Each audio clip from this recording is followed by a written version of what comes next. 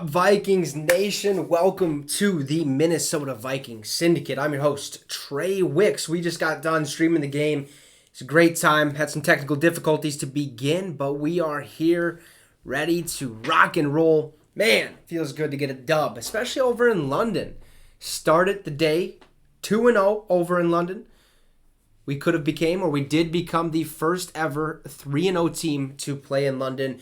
We beat the Saints 28-25. We're leaving that scoreboard up there so you guys always know what the score was, how it went down. But we are 3-1. We are leaders of the NFC North. That is what we like to see. Massive good news for the Vikings. We did some good things. We also did some questionable things. Greg Joseph missing that extra point probably could have, ended the game earlier than it should have been. And Kirk Cousins looked a little rocky. I don't know if it was because of that jet lag or what. But, hey, 273 yards, I'll take. A touchdown, I'll take. But an interception, can't have that. At least it was only one. But the one thing that I kind of want to talk about here is those three keys to victory that I always do for the preview and prediction. And that is plain and simple right here, okay? So we're looking at stop the run game. They didn't have Alvin Kamara, okay? Huge upside.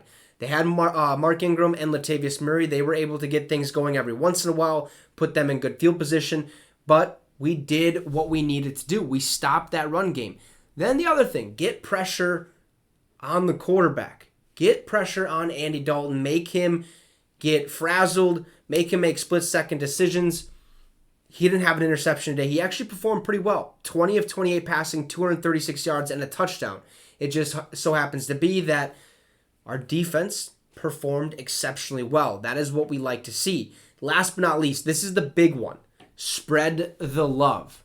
Now, by spread the love, I meant spread the ball. Let's get the ball out there, okay? Let's get the ball to Adam Thielen, Justin Jefferson, KJ Osborne, Irv Smith Jr., Give it to our backs, Dalvin Cook, Alexander Madison. I said Dalvin would be on a little bit of a pitch count. He wasn't. It seemed like he was at the beginning. 20 rushes, 76 yards. He didn't reach the end zone, but Jefferson did have a rushing touchdown on the day. He also had 10 catches, 147 yards. Awesome. That is huge. That is huge. The Saints looked okay. They looked okay. Okay, but they gave us the ball way too many times. I think, they fumbled it, what was it? Twice, 2 or 3 times they fumbled it, gave us the ball. Ultimately, we didn't come away with a touchdown, which I would have liked us to do. So we could have been better in that department. We have to capitalize on those. Yes, I'll take the 3 points, but 7 would be a lot better. I think at one point, we should have 2 touchdowns from being 4th and goal. Okay, so that would put the game at basically, if you add 2 touchdowns right there, it's a blowout. It's 42-25. So we like to see that get cleaned up a little bit. We played a pretty solid game for the most part. Cam Dantzler could have had an interception, but he's still very inconsistent. He can be good when he wants to be, but he can also be very bad. So he has to perform a little bit better. Our depth at that secondary position, not the greatest.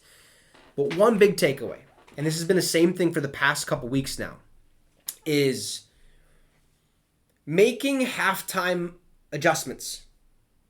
Defensively, offensively, we need to make adjustments. More on the defensive side of things, because it doesn't seem as if we're ready to rock and roll. Okay, it seems like we come out the second half, same thing that we're doing the first half, where the Saints and the opposing team, whoever it may be, they make their adjustments, and then the game gets a lot closer. We have to prepare better. We have to come out there in the second half with different things to try. Tweak different things. What's working? What isn't working? And if it is working, okay, how do we disguise it so they don't know what's coming? How do we do these different things? But overall, it was a great win. 28-25, I'll take it in London. It was an early morning, so shout out to everyone who watched the show this morning. It's greatly appreciated. But we win. Victorious London, the first ever 3-0 team in London town. That's what we like to see. So, hey, Skol Vikes, obvious.